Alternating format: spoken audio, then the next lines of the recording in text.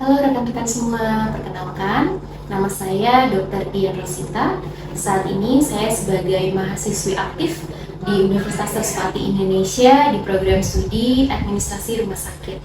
Yang saya hormati dosen saya, Bapak Ahdun Trigono MKM MKes PhD, selaku dosen dalam bidang studi Hospital Entrepreneurial Leadership. Saat ini saya bekerja di Rumah Sakit Sentra Medica Cibinong sebagai dokter kepala Kesmik, dan juga saya berpraktek di klinik Batik Medical Center sebagai dokter praktisi umum. Dengan latar belakang saya di bidang kedokteran dan bekerja di rumah sakit, saya memiliki banyak sekali kesempatan untuk melihat bagaimana teknologi bisa membantu kita untuk melayani pasien lebih baik di bidang kesehatan. Saat ini kita telah melewati masa pandemi yang panjang, yaitu pandemi COVID-19.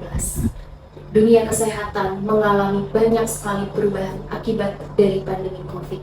Tetapi tidak menutup kita, insan-insan kesehatan, untuk tetap dapat melayani pasien-pasien dengan paripurna menggunakan kemajuan teknologi. Dalam beberapa tahun belakangan ini, kita sama-sama menyaksikan bagaimana perubahan teknologi telah membantu kita banyak dalam bidang kesehatan. Mari kita sama-sama simak topik-topik menarik yang ada di dunia teknologi yang berkaitan dengan dunia kesehatan. Yang pertama adalah aplikasi telemedicine. Telemedicine adalah sebuah aplikasi yang membantu kita dengan sangat banyak di dunia kesehatan pada era pandemi COVID. Bisa kita ingat kembali, kita coba merefresh kembali bagaimana dulu kita bisa berkonsultasi dari jarak jauh, kita bisa berkomunikasi dengan pasien-pasien kita menggunakan aplikasi telemedicine. Pada saat pandemi COVID, telemedicine sangat-sangat berarti, di mana ketika kita ingin menolong pasien untuk sembuh, tetapi di satu sisi jika kita berkontak, kita bisa menularkan pasien. Aplikasi ini membantu kita berkonsultasi untuk pasien-pasien yang tidak perlu mendapatkan perawatan di rumah sakit, di mana anamnesa tetap dapat dilakukan oleh dokter sehingga pasien dapat tertangani dan bisa mendapatkan obat-obatan. Telemedicine tidak hanya sekedar konsultasi, tetapi juga bisa mengantarkan obat ke tangan pasien sehingga pasien tetap dapat mendapatkan layanan kesehatan tanpa perlu berkontak dengan tenaga kesehatan yang mungkin dapat memberikan virus COVID pada era itu.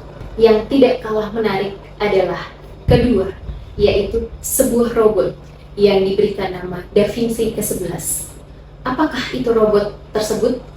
Robot tersebut adalah sebuah robot yang dapat melakukan operasi dengan sangat presisi, yang dapat melakukan suatu tugas operasi dengan sangat baik, dan robot ini dapat membantu kita sebagai dokter untuk melakukan teknik operasi. Tekniknya di luar dugaan kita, yaitu seperti kita sedang bermain video game. Jadi dokter seperti menggunakan alat game konsol, menggerakkan tangan-tangan robot tersebut untuk melakukan tindakan operasi. Menurut penelitian yang telah dilakukan dan percobaan di beberapa negara yang dilakukan, operasi menggunakan robot Da Vinci ke-11 ini telah memberikan hasil yang lebih baik, di mana proses penyembuhan menjadi lebih cepat. Fakta mengejutkan selanjutnya ada di nomor 3, yaitu artificial intelligence. Di masa sekarang ini, di mana banyak sekali masyarakat yang telah mengkonsumsi makanan-makanan fast food mengalami penyakit kanker.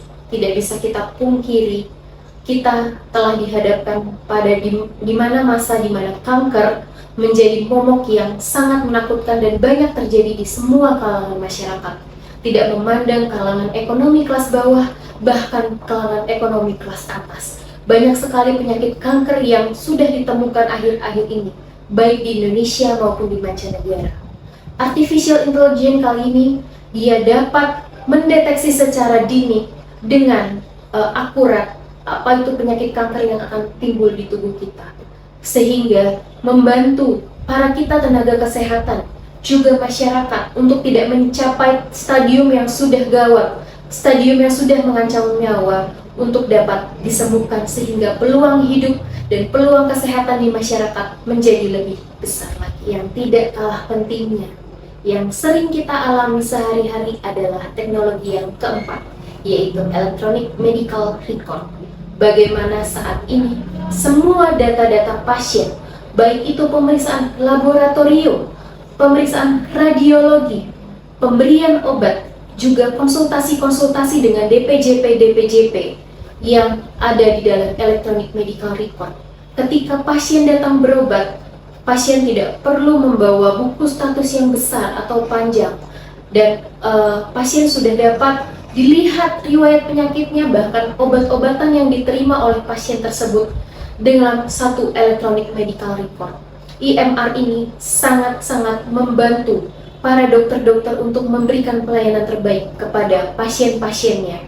Dikarenakan electronic medical records tidak mengalami pemusnahan data seperti yang terjadi pada rekam medis yang konvensional, sehingga tidak hanya memberikan yang terbaik untuk pasien, tetapi juga bagi bumi ini. Bagaimana kita menjaga lingkungan supaya kita tidak menghabiskan banyak kertas untuk merekod dari data-data pasien, dari anamnesa terdahulu, dari rencana pengobatan, dari tindakan operasi yang pernah diterima pasien. Saat ini kita sangat terbantu dengan electronic medical record, di mana kita dapat mengakses dalam satu sentuhan, yaitu sentuhan teknologi. Selanjutnya, topik yang sedang hangat diperbincangkan, yaitu BPJS Kesehatan. Nomor 5 ini adalah suatu teknologi yang benar-benar memberikan perubahan pada pelayanan jaminan kesehatan nasional Indonesia, yaitu aplikasi Mobile JKN. Bagaimana Mobile JKN bisa membuang paradigma buruk di masyarakat, di mana awal adalah pelayanan BPJS lama, ngantrinya harus dari pagi, harus dari subuh ngambil antrian, belum tentu terlayani. Saat ini, aplikasi Mobile JKN bisa merekod dari awal pasien datang, bisa kapan pasien dilayani, kapan pasien mendapatkan obat, semua sudah tertuang dalam KPI yang membuat rumah sakit dan klinik berlomba-lomba untuk memberikan pelayanan terbaik. Saat ini, pasien-pasien kita, pasien-pasien BPJS, tidak perlu mengantri lama dari subuh mengantri antrian, karena saat ini Mobile JKN memfasilitasi kita untuk mengakses ke rumah sakit, untuk mengakses ke klinik, untuk mengambil nomor antrian.